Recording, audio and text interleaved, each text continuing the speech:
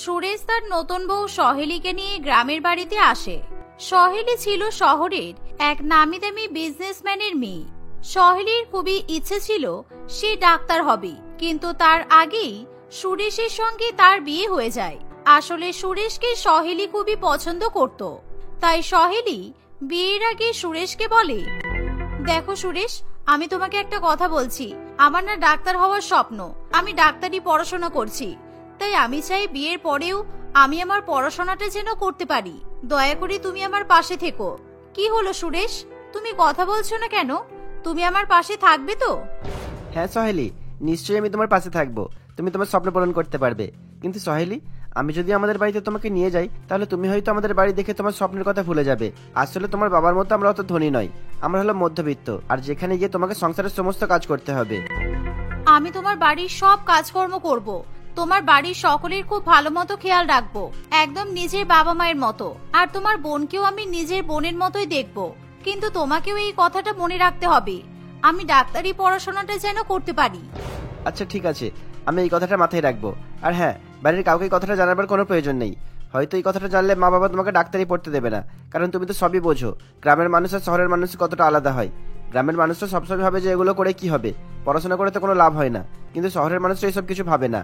তাই পড়াশোনা করানো শহরের মানুষের জন্য কোনো ব্যাপার না। তাই আমি চাইছি আমার মা বাবাকে তুমি এসব কথা জানিও না। সুরেশের কথা শুনে সহেলী একেবারে চুপ করে যায়, কারণ সহেলীর কিছু বলার থাকে না।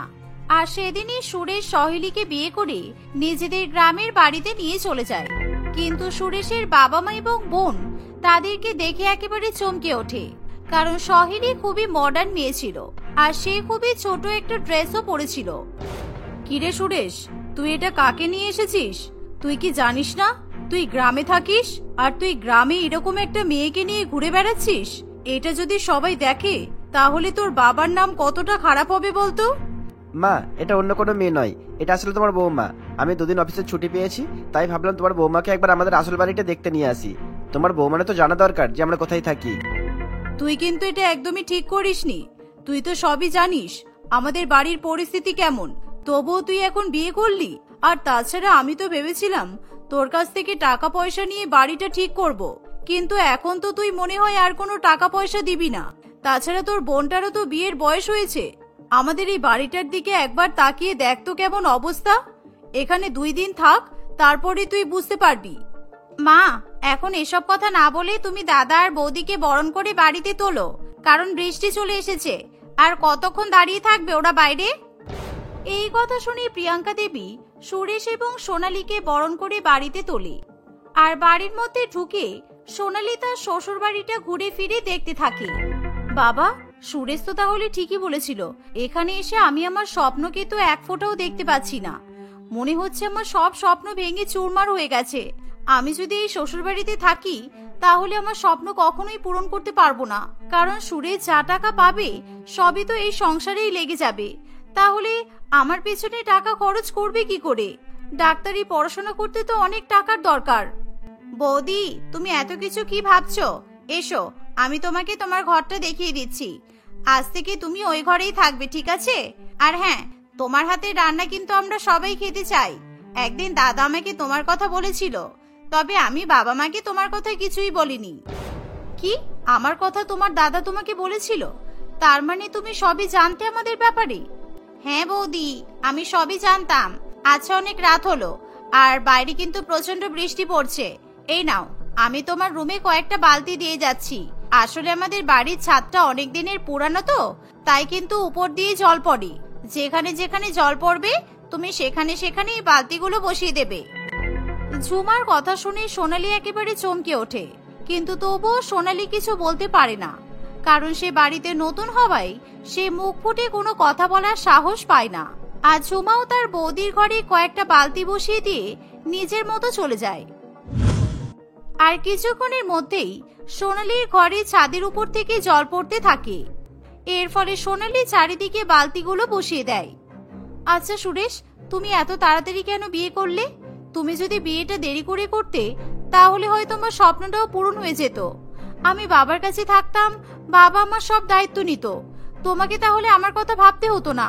কিন্তু এখন তো তোমাকে অনেক কিছু করতে হবে, আমার পড়াশোনার পিছনে তোমাকে টাকা খরচ করতে হবে।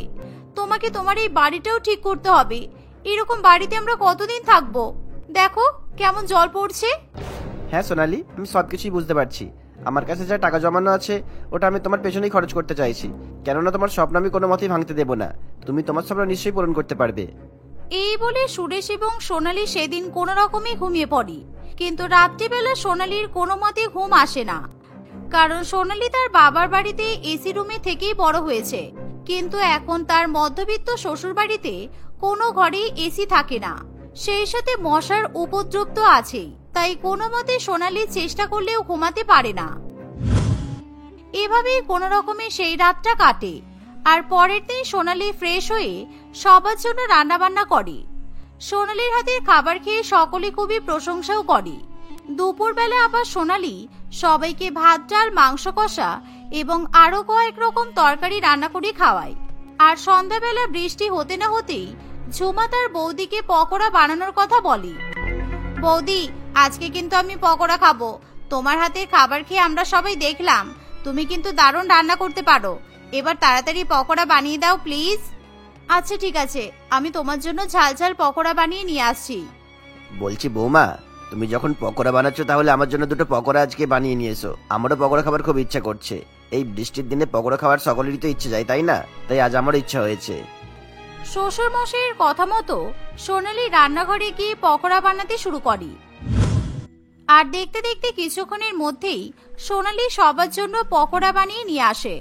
আর সবাই চাটনির সঙ্গে মজা করে সেই পকোড়া খেতে থাকে। বলছি বৌমা, আমাকে আর কিছু পকোড়া দাও তো। তোমার হাতের এই পকোড়াটা খেতে খুবই ভালো লাগছে। শ্বশুর মশাইয়ের কথা শুনে সোনালি আবার তাকে পকোড়া খেতে দেয়। আর সেই দিন সন্ধ্যাবেলা এভাবেই সোনালির শ্বশুর মশাই অনেক বেশি পকোড়া খেয়ে নেওয়ার ফলে তার পেটে যন্ত্রণা শুরু হয়। সুরেশ বাবা, তুই কিছু একটা কর। দেখ না, বুকটা পেটটা খুব যন্ত্রণা করছে। জানেন এরকম কেন হচ্ছে? বাবা, তুমি কেন এত তেলে ভাজা পকোড়া খেতে গেলে বলো তো? তুমি তো জানোই তোমার তেলে ভাজা একদম সহ্য হয় না, তারপরও তুমি কেন খেতে গেলে?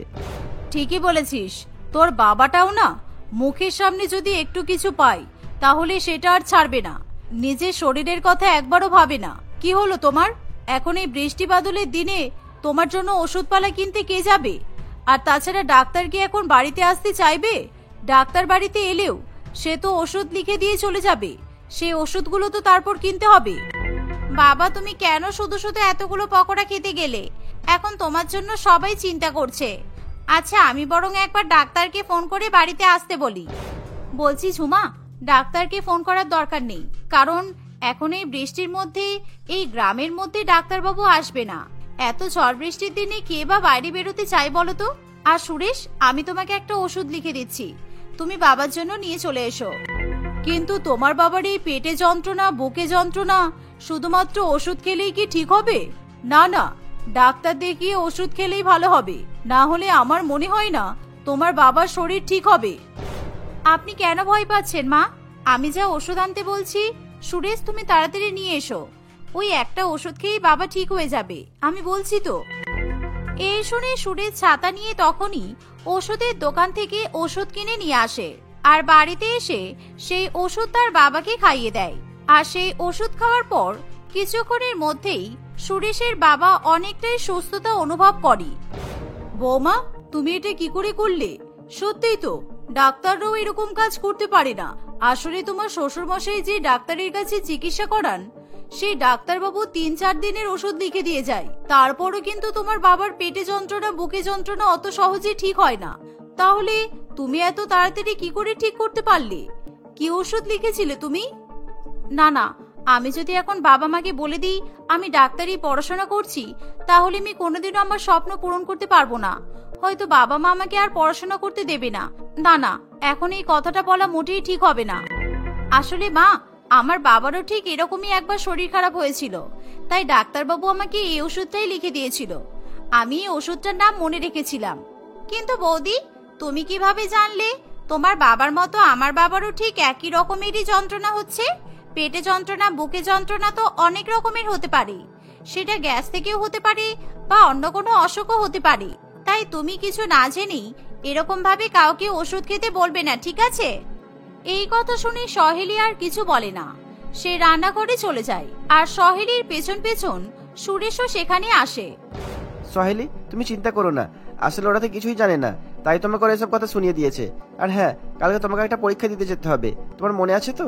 কাল কিন্তু তোমার ফাইনাল এক্সাম আছে। হ্যাঁ তো, আমি তো ভুলেই গিয়েছিলাম। সত্যি, এই সংসারের চাপে পড়ে আমি আমার স্বপ্নের কথা পুরোপুরিভাবে ভুলেই যাচ্ছি, কিন্তু তুমি আমাকে আবার মনে করিয়ে দিলে। Thank you so much. আজকে রাত্রিবেলা আমি রাত জেগে পড়াশোনা করব। সহেলি সঙ্গে করে শ্বশুরবাড়িতে তার দরকারি বইপত্র সবকিছুই নিয়ে আসে। তাই রাত্রিবেলা সকলেই ঘুমিয়ে পড়ার পর সহেলি ব্যাগ থেকে বই খাতা বের করে লেখাপড়া করতে শুরু করে। আর পরের দিন বাহানা করে সুরেশের সাথে সহেলি ডাক্তারি পরীক্ষা দিতে চলে যায়।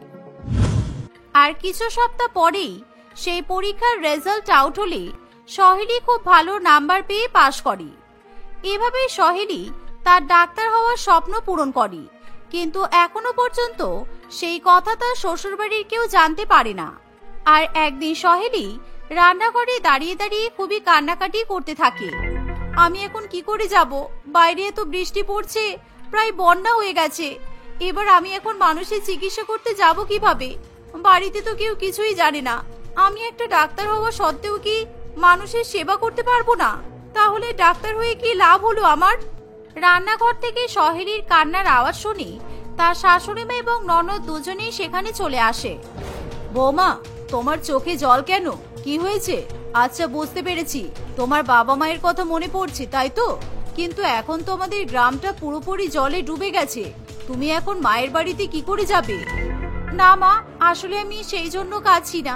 আজকে আপনাদের সত্যিটা বলাটা ভীষণ দরকার, তা না হলে অনেক বড় ক্ষতি হয়ে যাবে, আর আমি গ্রামের মানুষদের সেবা করতে পারবো না। আসলে মা, আমি একজন ডাক্তার, আমি ডাক্তারি পড়াশোনা করেছি, আর আজকে আমাকে ফোন করে হসপিটালে ডাকা হচ্ছে। কিন্তু এত রাত্রিবেলা এই বন্যার মধ্যে আমি কিভাবে হসপিটালে যাব সেটাই বুঝতে পারছি না। সহেলির এমন কথা শুনে তার পরিবারের সকলেই চমকে ওঠে, আর তার শাশুড়ি মা খুবই খুশি হয়ে সহেলিকে তখনই হসপিটালে যেতে বলে। বৌমা, আমাদের গ্রামে অনেক গরিব মানুষ আছে যারা বিনা চিকিৎসার ফলে মারা যায়, কিন্তু তুমি যখন বলছো তুমি বিনামূল্যে চিকিৎসা করার জন্যই ডাক্তার হয়েছো, তাহলে আমি তোমাকে কোনোভাবেই বারণ করতে পারবো না। একজন ডাক্তার হিসেবে এটা তোমার ধর্ম, তোমার কর্তব্য, এটা তোমার কাজ, তাই আমি তোমাকে কিছুতেই বারণ করতে পারি না। আমার কোনো অধিকার নেই। তুমি যাও, তোমার পেশেন্টদের চিকিৎসা করো, মানুষের সেবা করো। এই কথা শুনে সহেলি খুবই খুশি হয়। আর সেদিন রাত্রিবেলাতেই সুরেশ বন্যার জল পার করে সহেলিকে হসপিটালে পৌঁছে দেয়। সহেলি বিনামূল্যে সকলের চিকিৎসা করে। এভাবে সহেলির ডাক্তার হওয়ার স্বপ্ন পূরণ হয়। আর শুধু তাই নয়, সহেলির জন্য তার শ্বশুরবাড়ির পরিবারের আর্থিক অবস্থার উন্নতি ঘটে। কয়েক মাসের মধ্যেই সহেলি তার শ্বশুরবাড়ির জন্য একটা বড় সুন্দর বাড়ি তৈরি করে। আর এভাবে সেই বাড়িতে তারা সকলেই হাসি খুশি জীবন কাটাতে থাকে।